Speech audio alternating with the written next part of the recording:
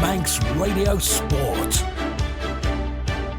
Hello, good evening and welcome to the programme. Half an hour of looking ahead to what is a busy sporting weekend yet again in the Isle of Man and off the Isle of Man for our Manx-based teams. Coming up, we'll be talking football with our resident correspondent Tony Mepham. We'll also hear from Dave Christian. Some big rugby games taking place off Ireland this weekend. Unfortunately, no games here in the Isle of Man. And also we'll be talking hockey, or certainly Rob Pritchard will be talking hockey with Ben Cunningham. Another full fixture list for them to go through in the show.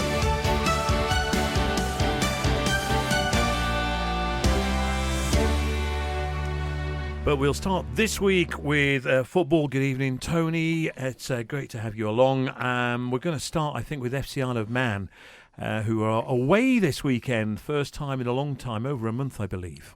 Yeah, it is, and certainly last week, Dave, that's one of the best performances I've seen them. That was the 3-0 win at home to Skelmersdale. Exactly, yeah. It was a fantastic second-half performance because Skelmersdale looked quite tidy in the first half without any sort of finished product. FC Isle of Man did really well in the last sort of quarter of an hour, the first period, but in that second half, they're absolutely mustard, and even when they changed things around, Paul Jones got his substitutions absolutely spot on, and the new players that came on just carried on as if the other ones had remained on the pitch. So it was great to watch. Well done to them, and to keep that clean sheet as well will mean a lot to the boys. Tough task tomorrow, though, because we've got FC Isle of Man mid-table, but they're away against a side that's fifth in the league and have unbeaten at home in 12 matches. So do you think Paul Jones and his guys would be looking to take at least a point, or maybe at most a point from that game? Well, I've always said that FC Isle of Man look quite good against the better teams. It's the sort of teams that are below them where they have found it quite hard. But no, I think they've got a great opportunity, and they're away from home, so not as much pressure, if you like, because a large crowd here on the Isle of Man they're boisterous and they really get behind the team. But the one that I'm pretty certain Paul's looking after is the one next week against Bury, because that's going to be a huge game. You mentioned that they seem to do better against the better teams. Is that an attitude problem, perhaps? I don't think it is. I think sometimes it can be a little bit of confidence, but I think Paul's team now is starting to get balanced, because if he does pick up an injury, the person that can come in is just as good.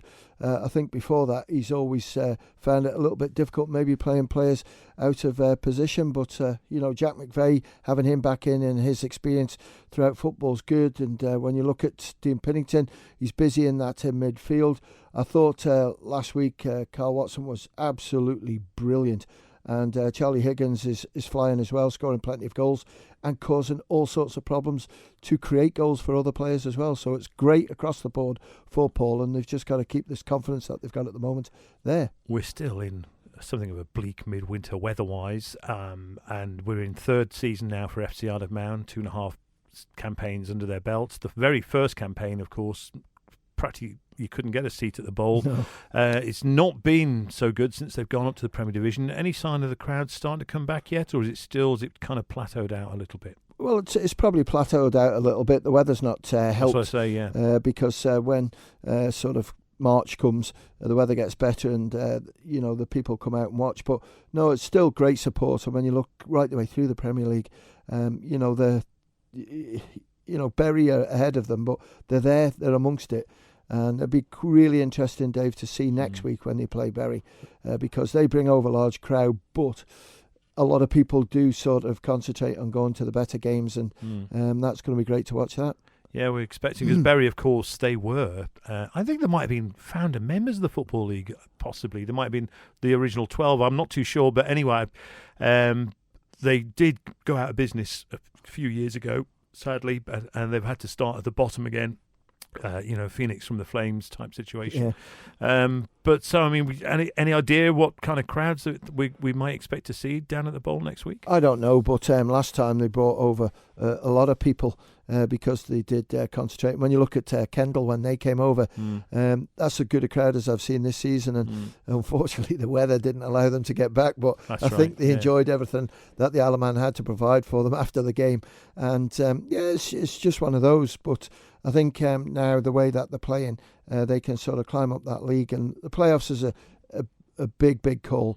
But if they did get some really cracking results together against the best sides as well, then who knows? We're going to look now at closer to home with the GH Call at Woods Cup and the Canada Life Premier League and the DPS Limited Division 2 games. But before that, Tony, there's a big topic has been raised in the news this week, and that's about the blue cards and the sin bins and everything. So, but that's something that we kind of know about here already in the Isle of Man.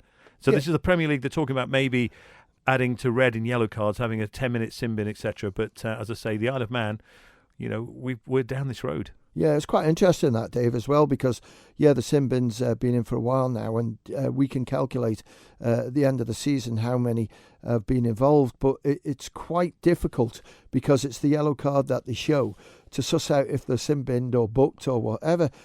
So, if anything, we sort of asked, was there a chance of bringing a different coloured card in?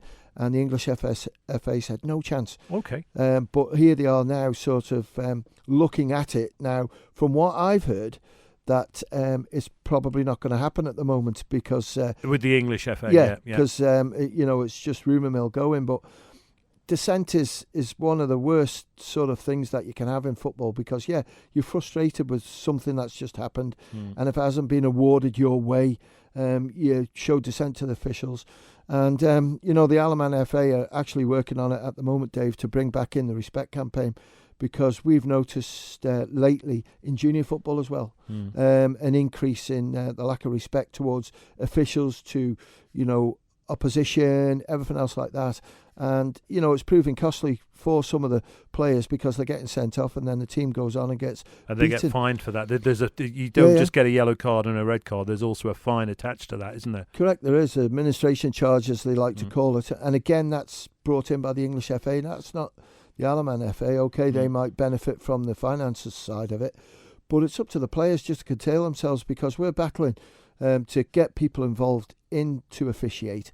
And unfortunately, the dissent is sort of reared its ugly head again, and it needs to stop. Otherwise, these new officials that have come in, who are probably finding it a little bit tougher now than they did at the start of the season, might just throw the towel in. So please, boys, just concentrate on the game. We all know it's a competitive sport, but, just show some respect to the officials. 20-odd years ago, we did bring in the 10-yard rule, for dissent, free kicks, etc., and if a free kick was awarded and then a player was dissenting about the decision, the referee then would move the ball forward 10 yards, but that didn't seem to last long. Why did that not work? I don't know. Again, directives come from the English FA, and because it was trialled in Jersey. I remember that they had that first, and then we followed suit. Yeah, I think we only did it for like one season, but the problem is, right the way through, you try these things out, like the sin bin, because I thought the sin bin would work, but I think some officials' tolerance levels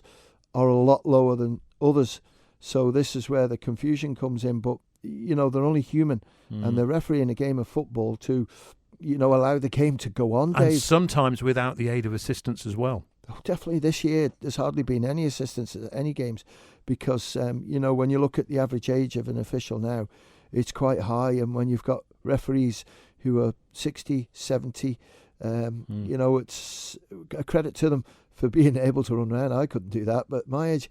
But it's all down to just adhere to the rules and show some respect to the officials and your position, and the game will be fine and much improved. Do the clubs need to get maybe a bit more of a grip on this themselves, and not maybe? I mean, obviously it is the player's responsibility, but sometimes if a player is showing a lot of dissent to the referee, maybe they should be. I know it's a big ask, but take that player off and have them subbed. I think rolling subs is in there, so it's easy. You can pull them off if someone's losing the cool, and I know some officials do, but it's up to clubs because certainly at some of them, if a player steps out of line, they deal with them before it comes up in front of the Isle of Man FA, and that's fantastic because we understand people could have a bad day at work or whatever reason, and they bring it onto the football field, but it's costing us dearly at the moment because maybe one or two people who are keen on taking up the whistle are just reluctant because they see it not every Saturday, but some Saturdays, the dissent from players. Okay. Tomorrow we're going to talk about the Isle of Man the national side, because that's gone very, very quiet. So make sure you join us tomorrow from 5 till 6. I was going to ask you about it now, but I'll save it till tomorrow because we've got some big games. First of all, the Woods Cup preliminary round tomorrow, Old Boys against Gyms. There'll be a result at the end of that game. Yeah, there's got to be a result. So after 90 minutes, if it's still all square, we go into extra time, 30 minutes, and then into a penalty shootout. But, looking at it, Old Boys had a great result last week against St George's. So against Gyms, they are slight favourites. We'll do the draw tomorrow night as well, Dave. Get that one out of the way because certainly the boys haven't got long. The final is on Good Friday, I think it is, so 29th of March. So we need to get that one going. But, great result last week for Douglas High School Old Boys. Showed great character, a lot of experience in that team, and I can only see them winning tomorrow afternoon. Okay, Canada Life Premier League, I think the biggest game's the Northern Derby, 4th against 2nd, Ramsey versus Ayr United. Ramsey, anything less. I mean, I know we've kind of discounted them a little bit. A win would kind of put them back into the championship hunt, perhaps. It would, and I think Ayr United are a little bit vulnerable at the moment because they've been conceding goals, so that needs to be sorted out. But, Ramsey have slipped off the radar a little bit because they've sort of struggled on one or two fixtures. But, when it comes to a Northern Derby, and you're right, what a setting this is at Ballaclone. It's tremendous in there. The stadium, the bank seating, you're sat looking over Murray Park. You can have tea, coffee, whatever. I love it down at Ballaclone. And I'm pretty certain that Ayr United will be looking to just get things back on track again because they dropped those points recently. But against Ramsey, it's going to be a tough old game. But I just think Ayr have still got the stronger squad. League leaders Peel, they're away at Douglas Royal. They won't get that easy, but you'd expect them to come away with the points, wouldn't you? Yeah, I would think so. And I think Peel, just looking at their team, there's one or two players starting to come back in now. Rhys Oates, who came off the bench last week. And when you look at Peel last week, Dave, they scored, I think it was, 3 goals or 4 goals towards the last sort of 10-15 minutes. So great fight back for them. But with Rhys Oates back in there, Paul Whitehead's in there as well, the form of Taylor Andrews on that left-hand side, Thomas Brown as well has been scoring plenty of goals, then you just think Douglas Royal will find it a little bit tough. But they've had some good results of late. And if they can sort of get Dominic McCarry-Brennan scoring like he is at the moment, then he can cause some problems for them, but Peel to him. Third play, 5th, Laxey at home to St Mary's. St Mary's with games in hand, of course. I would say this is too close to call. Well, said that last St week. Mary's are on a roll. They played each other last week, and St Mary's took the game completely and outplayed them. Some fantastic They're on a roll goals at the moment, St Mary's, aren't they? They are, but it's been a bit stop and start. Just before Christmas, they didn't have many fixtures. Then after Christmas with the weather, but they're strong enough. I still feel it's between Ayr United and Peel to win the league, but Laxey are going to have a say somewhere, and if St Mary's could get some points here, and as you rightly say, with the games in hand, and they're 13 points. They're 13 points off the top, but they've got a couple of games in hand on Peel, a game in hand on Ayr United. But it's a big ask. Yeah, but they've got quality in that team, and there's goals everywhere. And I just think St Mary's will probably win this one again, but I think it'll be a little bit tighter because I notice Adam Meelan's back in the squad. That'll help things. But Johnny Palmer will be reeling after last week's result because it looked good for them at one stage. And then St Mary's just took the game to them and won the game comfortably. Bottom 3 teams are all at home tomorrow and all winnable games, I would say. That, if they get their best performance together, Braddon at home, maybe not against Corinthians perhaps, but certainly around against Russian, maybe you could see a home result there. Union Mills against St John's, you could see a home result there. You could. I think St John's still 1 or 2 players missing, but Ryan Kelly come in as manager for Union Mills, and again they've played all right. They've scored some goals, which helps. So if you've got sort of like Jordan Crawley up there, Luke Booth as well, Tyler Hughes is back in the squad as well, which helps things. Then Union Mills got a good opportunity against St John's, but I watched them last week. Will Penholwick got injured, so whether he plays tomorrow we'll wait and see. But Braddon against Corinthians, I wouldn't say games are running out, but you need a bonus result somewhere, and there's a chance maybe for Braddon. Tighter pitch. Be a big ask, though, I think. Yeah, it won't suit Corinthians, but, Corinthians were made to work hard for the result last week in the Cup, and certainly Moran against Russian. Moran are playing quite well at the moment, but so are Russian, so that'll be a tight game, but I think Rushen will just sneak it. OK, briefly dip our toe into DPS Limited Division 2. 4 of the top 5 are playing each other tomorrow. Big points on offer here. Michael United at Onken is the standout, I think. Yeah, it probably is. And league game, Onken have got some really good players in there. They can, mix it with sort of, any quality that comes through. And the reason why I say quality is Liam Kane, who's been scoring a hatful of goals for Michael. But I'm going to go for Onken to win that one. And in the Southern Derby, Castletown against Colby. Colby slipped up last week, but certainly against Castletown. It's always a good battle. Players have played for each club, haven't they? Yeah. And now I just feel that Castletown have got to get the ship in order, get the results going, and against Colby they should win. And finally, having dropped only 4 points in the league all season, you'd expect Foxdale to come away with all 3 away at Douglas and District. Definitely, and against D&D. D&D again have got Daniel Stewart-Clegg in there who can score goals, but Foxdale, they're scoring goals all over the place. And when you look at Charlie Harrison's in there playing really well, Jay Chatwood as well has been absolutely flying. I just think Foxdale will be too strong. Tony, we'll see you tomorrow night here on Manx Radio's AM service from 5 o'clock with a classified check roundup. Thank you very much.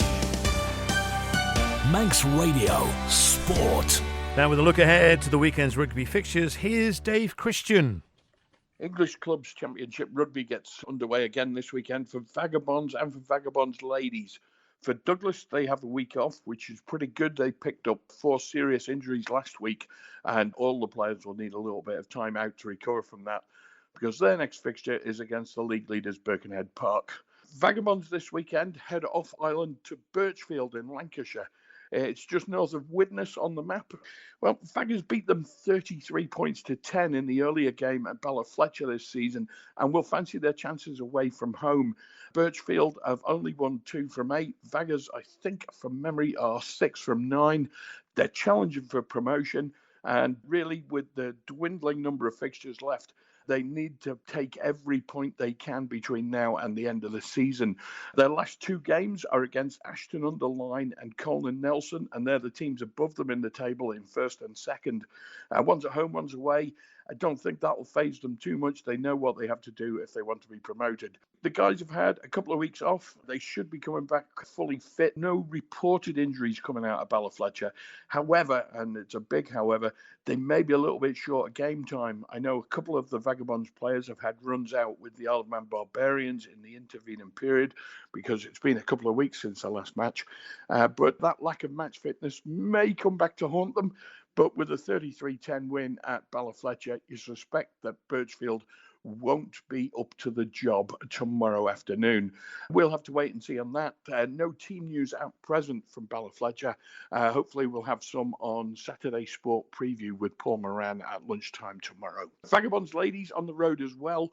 They've not had a good season so far. They've lost all 5 of their matches to date. They've had a little bit of a change around within the squad. Some of the older, more established players are hanging up their boots. They've got some younger players coming in who are showing little bits of talent here and there, but they're just not quite functioning together as a team yet, hence the big results against them.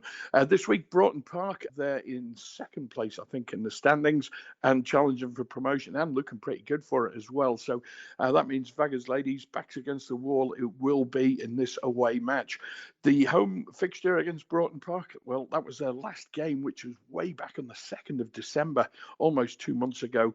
So Vaggers ladies definitely short of match fitness, but it hasn't deterred their enthusiasm. They've been training hard, working hard. They got a couple of new players coming in this weekend. Some established ones in there too.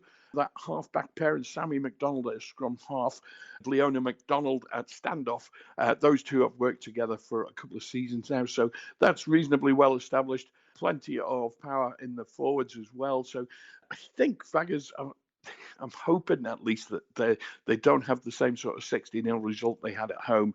Get a couple of scores on the board. That will be an incremental improvement from where they were in December and try and build towards the end of the season. Away at Broughton Park is probably not the game for them to expect to burst onto the scene with a win. So I suspect we're going to see Vaggers ladies coming back without any points. Dave Christian reporting. Coming up next, Rob Pritchard and Ben Cunningham look ahead to a packed weekend of hockey in the island. Manx Radio Sport. So heading into the latest round of the men's and ladies hockey fixtures across the Isle of Man this coming Saturday. Let's start with taking a look at the 3 games in the Ladies Premier League. 2 of those are pushing back at 2 p.m. We'll start with the game in Douglas at the NSC, and that sees Vikings A up against Castletown A. Ben, your thoughts on this one? Yeah, I think that's going to be a really close game. That Castletown A have found their form, and of course this is the Vikings team that they beat last season to get that league title. But Vikings, though, top of the league at the minute and looking really good, so it's going to be a tough ask for Castletown to maybe get one over them. But as our predecessor Sam Spooner says, never rule out a Castletown team causing a shock. Very well, and then at 2 p.m. as well, this time at Castle Rushen High School. At Castletown B, they seem to have a very tough task on paper, don't they, Ben, against Valkyries A? Yeah, Valkyries A, of course, just narrowly lost out last week to Vikings A in that top of the table clash. Castletown B, though, they were on a very harsh defeat last week to Harlequins A, and yet to score points this season. A tough ask ahead for them against a very good Valkyries A side. And the third game, the Ladies Premier League, is a 3 o'clock pushback. That's at King William's College, and that sees Harlequins A against Backers A. Yeah, I think this is going to be a really close game. These two met in the Cup competition, and it was a very narrow 2-1 win to Backers A. So this is going to be a really good game. 2 very evenly matched sides, and I think Backers will probably get it on the day with their experience in the Premier League, but Harlequins are coming into this on a high following a good victory last week over Castletown B. Very well, then let's take a look at the men's Premier League. 3 games there. The earliest pushback is at 12:30 at the NSC, and that sees Vikings A up against Castletown A. Vikings A in good form, Ben, but Castletown A have proven the odd shock or two in the past. Absolutely, and Vikings A looking really good at the minute at the top of the table, but again, Castletown A, they've been known for causing shocks. Could they do it here today? Could they do it here this weekend? We wait to see, but yeah, really close game on paper. And then at 1:30 p.m. at King William's College, a big battle at the bottom of the men's Premier League between Backers B and Harlequins A. And Ben, both these teams needing points badly. Absolutely, they're both needing points. However, Harlequins A have the advantage at the minute as they do have a point on the board. So a lot riding on this game, and it's going to be a very close game. But I think Harlequins are looking probably the favourites at the minute, with Backers B really struggling to find any points at the moment. And the other game, 2 o'clock at QE2 out in the west in Peel, is between 2 sides still chasing towards the top of the table, trying to chase down Vikings A. An intriguing matchup on paper, at least. Valkyries A and Backers A. Yeah, this is going to be a really, really close game, and I really can't pick a winner between the 2 sides, but it's going to be very close, and it might just come down to one bit of magic, or it might just come down to, on the day, which team has the better focus, but it's going to be a very close game between them 2 sides. Well, those are the Premier League fixtures. Let's take a quick look through the other divisions. We'll start with the 3 games in Ladies Division 1. So the first game in Ladies Division 1 is Castletown C against Backers B, 11 o'clock at Castle Rushen High School. Then following that at Castle Rushen High School at 12:30, we have Backers C against Vikings B.